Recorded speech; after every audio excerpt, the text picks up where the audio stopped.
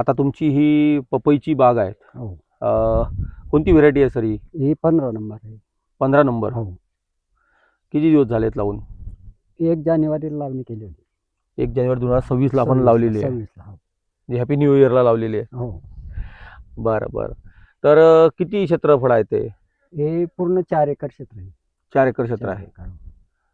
आणि किती प्लांट्स लागले त्याला? याच्यामध्ये 2600 सर्व 2600 लागलेले आहे. म्हणजे किती बाय अंतर? 10 बाय 6 वर लावले. 10 बाय 6 वर लावलेले आहेत.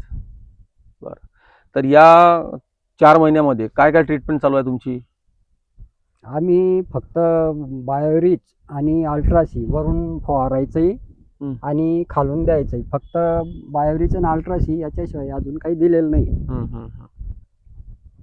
म्हणजे किती किती दिवसानंतर त्याची ऍप्लिकेशन करायचं? 15 दिवसामध्ये एक फवारणी आणि 15 दिवसामध्ये खालून सोडणं.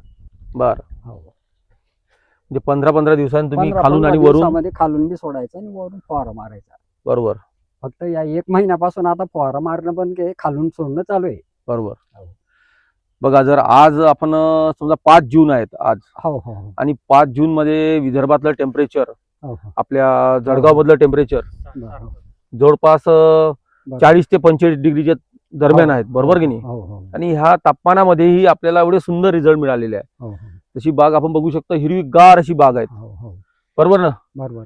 म्हणजे एवढा मोठा खर्च लोक करतात, पण एवढी क्वालिटी, एवढं तुम्हाला स्ट्रेंथ, त्यांचा जर बुंदा बघितला तुम्ही झाडाचा, तर तुम्हाला ते समजून येईल की याच्यामध्ये स्टोरेज किती आहेत. त्यानंतर यामध्ये प्रत्येक गोष्टीमध्ये तुम्ही जर बघितलं तर तुम्हाला क्वालिटी दिसून राहिलेली आहे. बरोबर की नाही? विनाकारण करपाने झाला. तापमान जास्त वाढल्यामुळे थोडस या 15 दिवसामध्ये थोडी हे झाली ती. त्याच्यामुळे काय बोलत, थोडस खालून म्हणजे पानं सुकल्यासारखे झाले. हे मल्चिंग असल्यामुळे ते थोडी तापली, त्याच्यामुळे थोडं खालून पानं करपले. पण ते आता मल्चिंग वगैरे काढली, आता थोडस फरक पडून गेला. अच्छा. तर काय वाटतं तुम्हाला, आपण जे तुम्ही वापरून समाधानी आहात का? एकदम समाधानी. आता तानाजी सर आपल्या शेतामध्ये आलेले आहेत. तेच म्हणतो मी. त्यांच्याबद्दल काय बोलू शकाल? ते आले म्हणजे आपल्या शेतात देव झाले असं वाटायला लागलं वाचून. कारण इतक्या लांबून ते आले म्हणजे विचारच करण्यासारखं आहे ना. भेट द्यायला आले म्हणजे. बरोबर की नाही? तर याबद्दल तुम्हाला या भागातील शेतकऱ्यांना काय सांगू शकाल तुम्ही?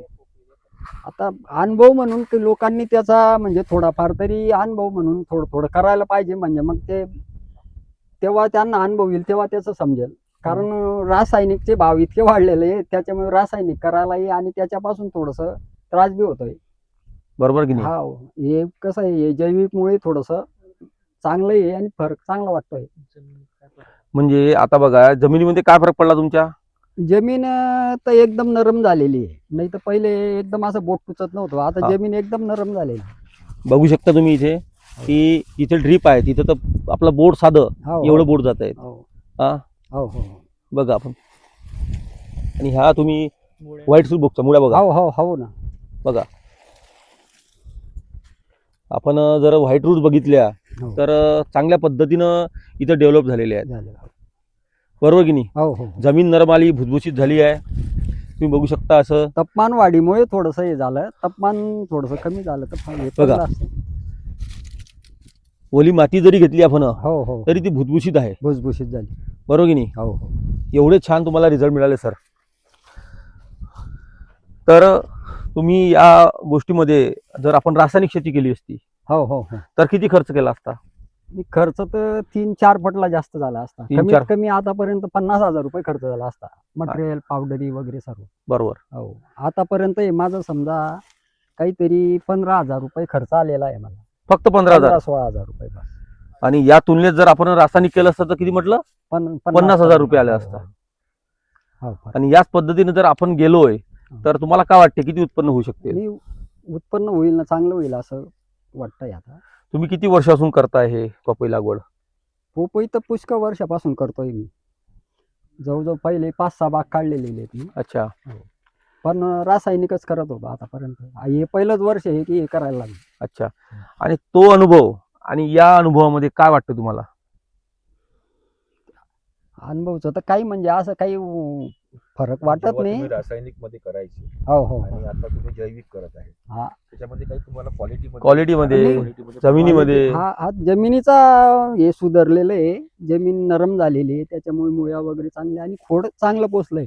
एवढं खोड दरवर्षी पोचत नव्हतं. बघू शकता आपण. हे बघा, हे बघा, आपण जर खोड बघितलं हा ना, मग खोडाची तर आपल्या हातात येत नाही आहे. हो बघा, हो हो हातात पण येत नाही. 4 महिन्यामध्ये 5 महिने 5 महिन्यामध्ये हे खोडाचं हो. जर मेजरमेंट केलं तर खूप मोठं झालेलं आहे. हो. म्हणजे पाहणार 8 महिन्याचं जे पीक राहते तेवढं आपलं आज 5 हो, महिन्यात हो, झालेलं आहे. हो, हो. बरोबर की नाही? अजून काय तुम्हाला वाटेल? आम्ही आता तानाजी सर आले आहेत, सगळे मित्रमंडळी आलेले आहेत. काही नाही, आता याच्या पुढे आळी वगैरे पडेल तर तेवढ्या करता काय करावं लागेल बा हे, आणि याच्या पुढे आता काय ट्रीटमेंट द्यावी लागेल हे त्यांना विचारायचं. जे तुम्ही आता बोलले अडी वगैरे, हा त्यासाठी सरांचा एक बायोकल्चर नावाचा हा product हा आहे. ते हो ते तुम्ही तयार करून वापरू शकता. हा ते महिन्यातून एकदा खालून सोडायचं आणि वरून हो फवारणी हो घ्यायची. हो त्याला काही जास्त वापरायची गरज पडत नाही. त्यामध्ये सरांचं राजाराम खत आहे, बघितलं हो, असेल हो. तुम्ही. हो हो या राजाराम खताची क्वालिटी, त्याच्यामध्ये असलेले घटक, बरोबर. जर आपण एकदा राजाराम जर दिलं ना तर याच्यापेक्षाही उत्कृष्ट क्वालिटी राहू शकतात. बर आपल्या विदर्भामध्ये बऱ्याचशा ठिकाणी आम्ही राजाराम खत दिलं, हो, उत्कृष्ट असे आता- रिझल्ट हो, आलेले आहेत. हो, हो. कारण त्यामध्ये संपूर्ण गोष्टी इन्क्लूड केलेल्या आहेत सरांनी, अल्ट्रासी बायोरिच पण आहे. हो, आणि हो. त्याच्यात अल्ट्रासी बायोरिच पण इन्क्लुडिंग आहेत. ओके, बरोबर. अजून काही सांगायचं तुम्हाला सर? नाही, काय. बर, या ना इकडे. सेटिंग काय वाटतं तुम्हाला? सेटिंग कमी वाटते त्याची. कमी वाटत आहे? हा थोडस उन्हामुळे आहे ना, थोडस सेटिंगचे सर कालावधी कसा असतोय? आता आपल्याला एक तुम्ही जानेवारीची सेटिंग घेतलेली आहे समजा. पाहिजे. आता हे तुम्हाला कसं आहे, जी सेटिंग येईल पाणी पडल्यानंतर ती महत्वाची राहील. मिरुंग मध्ये जी शेती हा. होते तिथं पुरेपूर्ण राहते. हा, ती महत्वाची आहे. हा, आणि कारण हा तप्पा जो गॅप आहे ना खालचा, हम्म. त्याला जो पाहिजे होतं खालून 1.5 फुटावरच आता setting पाहिजे. हे setting पहा, पाहिजे हे होती. कसं आहे, हे हा. झाड आहे ना, तर ती समजा आता याच्या हिशोबाने माल लागायला पाहिजे होतं पहा, हा, बघा, सर्व बघा. झाडांना. हा या झाडासारखं माल पाहिजे. पाहिजे होतं असं. अशी जर सेटिंग राहिली ना, असं जर झाड राहिलं ना, तर उत्पन्न- त्याचं उत्पन्न वाढेल, दुपटीने वाढते. दुपटीने वाढतील. चालेल, धन्यवाद सर हो. तुम्ही दिलेल्या माहितीबद्दल. नमस्कार. नमस्कार सर. सर तुम्ही यांना गायडन्स करता. सर तुमचं नाव पत्ता सांगा. नमस्कार, मी पंकज शरद पाटील, तालुका पाचोरा, जिल्हा जळगाव. बाबांनी त्यांचं माझंच गायडन्स राहतं आणि सुरुवातीपासून बाहेरची अल्ट्रासी पहिल्यापासून तेच वापरत आहे. तुमचा मोबाईल नंबर सांगून द्या सर. 9503 95 49 21. त्याचबरोबर सर तुम्ही या पूर्ण डिस्ट्रिक्टचं काम बघता. सर तुमचं नाव आणि पत्ता सांगून द्या. नमस्कार शेतकरी मित्रांनो, मी अंकित रामशंकर असोरिया. या जळगाव जिल्ह्याचं जे डिस्ट्रीब्युशनचं जे काम आहे ते माझ्याकडे आहे. माझा मोबाईल नंबर आहे 9405565190. धन्यवाद. आणि मी पंकज वामनरावजी देवते, राहणार खैरगाव, तालुका नरखेड, जिल्हा नागपूर इथून आलेलो आहो. आपण इथे जे आपण दिलेलं मार्गदर्शन आहे, सरांनी दिलेली भेट आहे, या बरोबर. त्याबद्दल सर्वांचं धन्यवाद. नमस्कार सर. नमस्कार.